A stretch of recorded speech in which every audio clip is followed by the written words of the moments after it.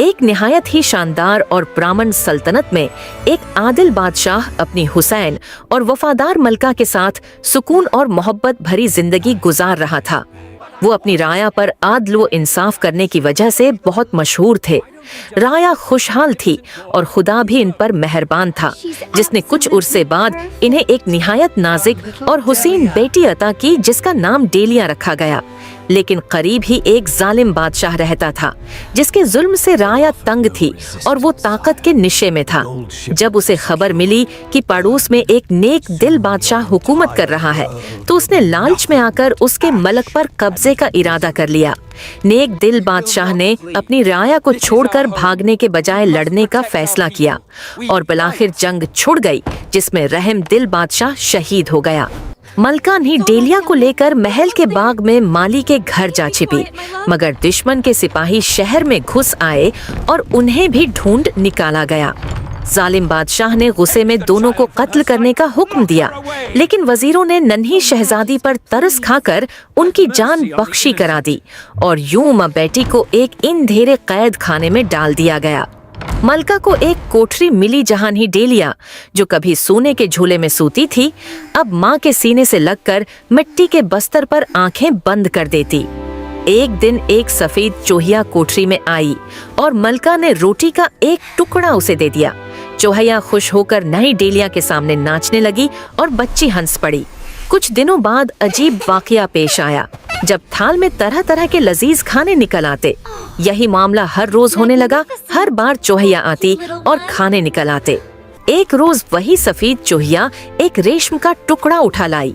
मलका ने सोचा कि अगर ये मजीद रेशम लाती रही तो वो एक लंबी डोरी तैयार कर सकती है, ताकि अपनी बेटी को डोरी से बांधकर खुड़की से नीचे लटका दे और कोई मेहरबान इंसान उसे पनाह दे सके। कैद खाने की अंधेरी कोठरी में दिन गुजरते जा रहे थे और सफेद चूहिया हर शाम एक नया रेशम का लुच्छा ला देती और मलका उसका धागा बनाती रहती। चंद ही दिनों में एक लंबी डोरी तैयार हो गई। वो अक्सर खिड़की के पास बैठती, जो जंगल की तरफ खुलती थी, और किसी राहगीर के गुजरने का इंतजार करती। आखिर एक रोज एक बोढ़िया इस तरफ से गुजरी। मलका ने मंत भरे लहजे में कहा कि वो डेलिया को अपने घर ले जाए तो वो हमेशा उसकी एहसान मंद रहेगी। मगर बोढ़िया ने शर्त रखी कि उसे सिर्फ वो सफेद चूहिया चाहिए, जिस पर मलका ने इनकार कर दिया और बोढ़िया बड़बड़ाती हुई चली गई। उसके फौरन बाद बादशाह का एक नौकर आया और इतला दी कि बादशाह ने फैसला किया है कि जब डेलिया जवान होगी तो उसकी शादी बदसूरत शहजादे से कर दी जाएगी और अब शहजादी महल में परवरिश पाएगी। ये सुनकर माँ का दिल टूट गया। इसी इसना में दरवाजा दोबारा खुला और अंदर एक औरत दाखिल हुई, जो सफेद लिबास में 2022 मलबूस थी। मलका हैरान हुई तो औरत ने मुस्कुरा कर कहा कि वो वही सफेद चूहिया है, जो एक परी है और चूहिया का रूप धार कर आई थी ताकि कोई पहचान न सके। उसने बताया कि बोढ़िया का रूप भी इसी ने बदला था ताकि मलका का इम्तिहान ले सके, और चूंकि मलका ने चूहिया देने से इनकार किया तो उसकी मोहब्बत सच्ची साबित हुई और वो मदद के लिए आई है। मलका ने परी से उल्तजा की कि वो नी डेलिया को जालिम बादशाह के बदसूरत शहजादे के चंगल से बचाए।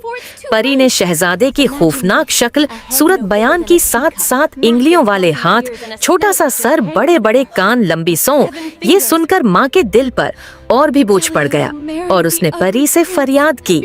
परी ने कहा कि डरने की जरूरत नहीं, वो डेलिया को अपने साथ ले जाएगी और परवरिश करेगी। मलका ने डोरी निकाली, बच्ची की कमर में बांधी और आहिस्ता आहिस्ता दरीचे से नीचे लटका दिया। परी परंदा बनकर नीचे उतरी, मगर जब कुछ देर बाद वापस आई तो उसके चेहरे पर उदासी थी और उसने बताया कि न जाने तकदीर को क्या मंजूर था, कोई और पहले ही डेलिया को उठा कर ले गया। मलका ने खुद को संभाला और कहा कि वो खुद अपनी बच्ची को ढूंढ निकालेगी। रात भर रोते रोते गुजरी और सुबह जब महल की नौकरानियां नी डेलिया को लेने पहुँचे तो मलका ने ज़ारोक्तार रोते हुए बताया कि बच्ची तो कल ही से गायब है। नौकरानियां घबरा कर बादशाह के पास गईं और सारा हाल सुनाया। बादशाह गुस्से में आग बबूला हो गया और फौरन मलका को लोहे की जंजीरों में जकड़कर दरबार में हाजिर करने का हुक्म दिया।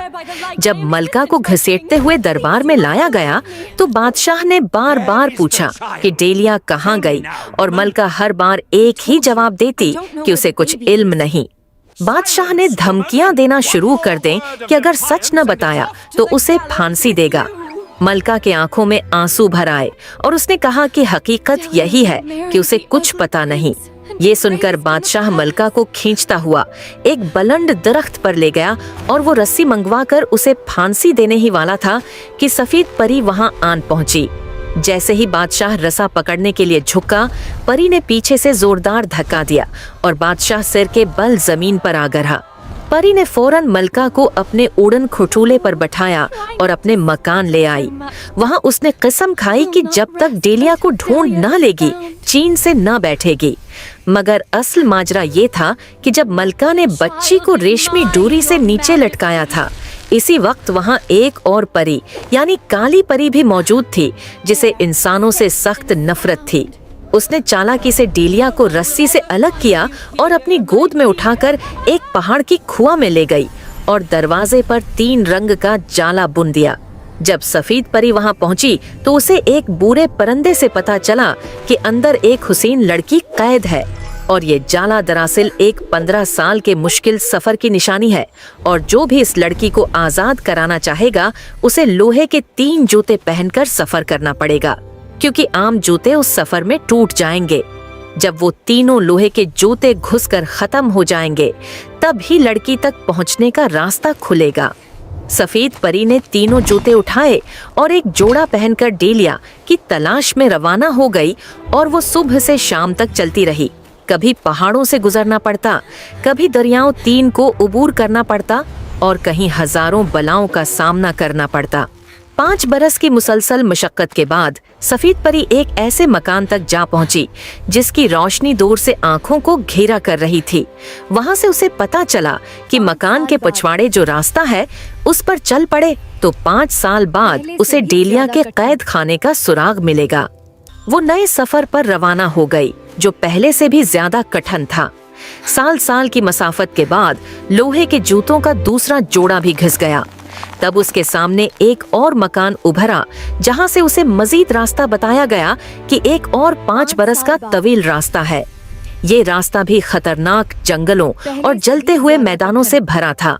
बिलाखिर 5 बरस की थुका देने वाली मसाफत के बाद जब सफेद परी ने लोहे के जूतों का तीसरा जोड़ा भी घुसा डाला तो वो उस मकाम पर पहुंची जहां डेलिया कैद थी। सामने एक मकान था और अंदर एक मोती जैसी नाजुक लड़की बैठी थी जो फूलों की तरह नर्म। वो हुसैन थी मगर गमज़दा थी। करीब ही वो बदसूरत नौजवान खड़ा था यानी जालिम बादशाह का बेटा जिसके 7 इंगलियां और हाथी जैसे कान थे। वो डेलिया पर सितम ढाने के इरादे से झुका खड़ा था। डेलिया ने परी को बताया कि वो ये बदसूरत शख्स उसे अपनी बीवी बनाना चाहता है, लेकिन वो उसके साथ शादी करने के बजाय मर जाएगी। जब डेलिया ने अपनी सारी दर्द भरी कहानी सुनाई तो सफेद परी ने उसे सीने से लगा लिया और कहा कि अब गम न करो, तुम बादशाह की बेटी हो और तुम्हारी माँ अभी तक जिंदा है और वो तुम्हें ढूंढने आई है। जैसे ही दोनों वहाँ से निकलने लगे, बदसूरत शहजादा कोड़ा लहराता सामने आ गया। ये धमकी सुनते ही सफेद परी के सब्र का पैमाना लबरेज हो गया और उसने गुस्से से उसकी तरफ देखा और कहा, तो खंजीर बन जा। एक झटके में वो बदसूरत नौजवान खंजीर की सूरत अख्तियार कर गया। परी डेलिया को लेकर सैयदी उसकी माँ के पास पहुंची जहां माँ बेटी की बरसों की जदाई खत्म हो गई। कुछ ही दिनों बाद परी की दुआओं और कोशिशों से डेलिया की शादी एक खूबसूरत और नेक दिल शहजादे के साथ हो गई और यूं वो सुकून और मोहब्बत के साथ अपनी जिंदगी गुजारने लगी। तो ये थी डेलिया और साफत पारी की कहानी। हमारी अगली कहानी के लिए हमारे साथ बने रहिए।